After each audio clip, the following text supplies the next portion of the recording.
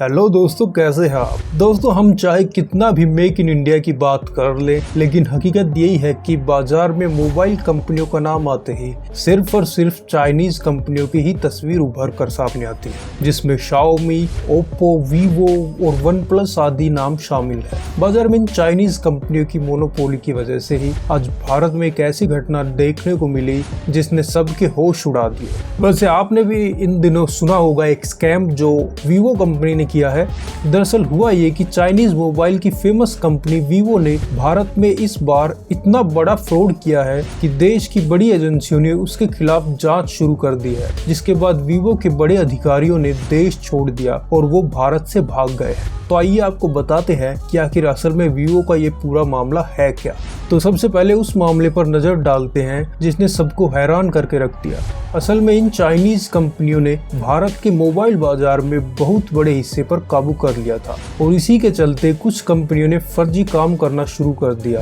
अब ये फर्जी काम इतना फर्जी है कि अगर आप इसके शिकार हुए तो आप पर बहुत बड़े अपराधी होने का ठप्पा भी लग सकता है। असल में इस पूरे मामले में हुआ ये कि चाइनीज कंपनी वीवो 13,000 से अधिक मोबाइल फोन एक ही IMEI नंबर से बेच रहा था। दोस्तों, आपको सुनने में ये भले ही काफी छोटा मामला लग रहा हो, लेकिन असल में देश की सुरक्षा के कंसर्न से ये बहुत ही बड़ा सीरियस मामला है। दोस्तों, जब एक ही IMEI वाले नंबर से कोई क्राइम होगा तो क्रिमिनल को पकड़ना काफी मुश्किल हो जाएगा। वो कैसे, हम आपको बताते हैं। मामले को शुरू से समझे तो मेरठ के एक पुलिस स्टेशन में तैनात एक सब इंस्पेक्टर के पास वीवो कंपनी का एक मोबाइल था। मोबाइल की स्क्रीन टूटने पर उसने अपने मोबाइल को एक पास ही के वीवो सेंटर में दिया। सर्विस सेंटर में उस मोबाइल की बैटरी और स्क्रीन बदल दी गई। जब वो सब इंस्पेक्टर अपने ठीक हुए मोबाइल को वापस लेकर आया तो उसके कुछ दिन बाद ही मोबाइल स्क्रीन में एरर आने लगा। थोड़ी और जांच हुई तो उसमें गड़बड़ लगी, इसलिए सब इंस्पेक्टर ने आगे के अधिकारियों से कहा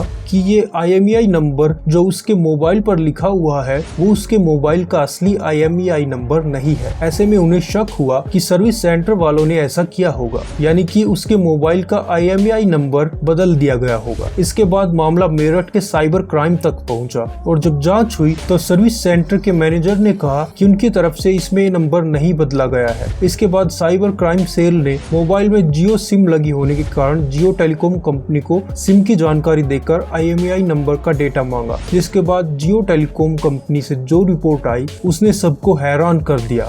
दरअसल सितंबर 2019 से ही इसी IMEI नंबर से करीब 13,557 मोबाइल चल रहे थे। अब तक हमने आपको IMEI नंबर बार बार कहकर परेशान कर दिया हो तो आपको बता दें कि इसका पूरा नाम है इंटरनेशनल मोबाइल उपकरण पहचान। ये नंबर बेहद खास होता है। इसमें कई तरह की जानकारियां छिपी होती हैं, जैसे मोबाइल का मॉडल कौन सा है, इसे कहाँ मैन्युफैक्चर किया गया, वगैरह वगैरह। इसलिए आज देश में बिना IMEI वाले नंबर का फोन इस्तेमाल करने पर कानूनी कार्रवाई भी हो सकती है। ऐसे में सवाल उठता है कि आखिर इस IMEI नंबर की इतनी अहमियत क्यों है। तो आपको बता दें कि ये खास तरह का एक नंबर होता है जो मोबाइल की लोकेशन को बताता है।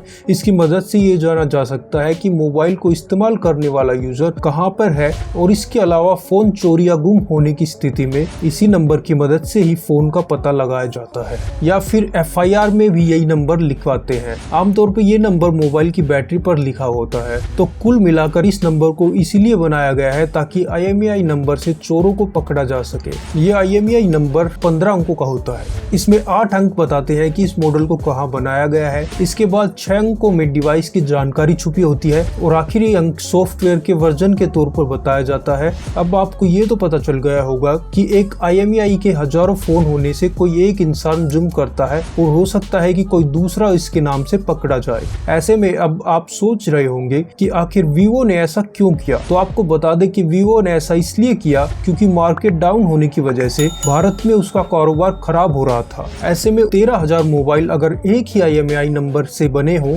तो एक फोन का टैक्स देना पड़ेगा, क्योंकि सरकार को मिलने वाला टैक्स भी यही नंबर तय करता है जो कि फोन के प्रोडक्शन पर निर्भर करता है। ऐसे में आप ये अंदाजा लगा सकते हैं कि वीवो ने ऐसा करके कितने रुपए बचा लिए होंगे। ये तो सिर्फ एक नंबर की कहानी है, हो सकता है कि वीवो ने ऐसा कई नंबर्स के साथ किया हो। अब आप शायद समझ ही गए होंगे कि इस कंपनी ने कितनी बड़ी धोखाधड़ी की थी, जिसने फिर से लोगों को सोचने पर मजबूर कर दिया कि कहीं वो इस मोबाइल का इस्तेमाल करके कोई गलती तो नहीं कर रहे हैं। असल में वीवो पर सरकार की नजर पड़ गई थी, इसलिए पिछले दिनों जब वीवो पर मनी लॉन्ड्रिंग या टैक्स चोरी का आरोप लगा तो इस मामले में सिर्फ इनकम टैक्स डिपार्टमेंट ही नहीं बल्कि कॉर्पोरेट मामले की भी शिकायत सामने आई। असल में हुआ ये कि वीवो ने पिछले दिनों हुए अपने प्रॉफिट से आधा प्रॉफिट फर्जी चाइनीज कंपनियों की मदद से चीन भेज दिया था और भेजे गए पैसों को वीवो ने घाटे के तौर पर दिखा दिया। ऐसा इसलिए किया गया कि उसे सरकार को अपने टोटल फायदे पर आधा टैक्स ही देना पड़ता, लेकिन कंपनी को ईडी की नजरों ने पकड़ लिया। लेकिन इससे पहले कि उनके खिलाफ कोई कार्रवाई होती, कंपनी के अधिकारी देश छोड़कर भाग निकले। इस पूरे मामले में ईडी के साथ साथ सीबीआई भी पहले से जांच कर रही थी।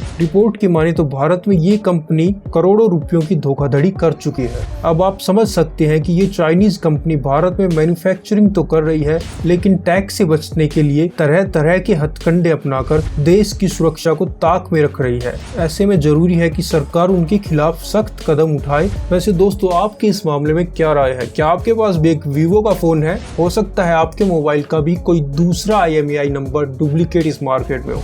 तो दोस्तों, आज की वीडियो में इतना ही। वीडियो अच्छे लगे हो तो इसको लाइक करें और इस तरह की और वीडियोस देखने के लिए आप हमारे चैनल को सब्सक्राइब कर सकते हैं। जल्दी फिर मिलेंगे एक और नई वीडियो के साथ, तब तक के लिए अपना ध्यान रखें।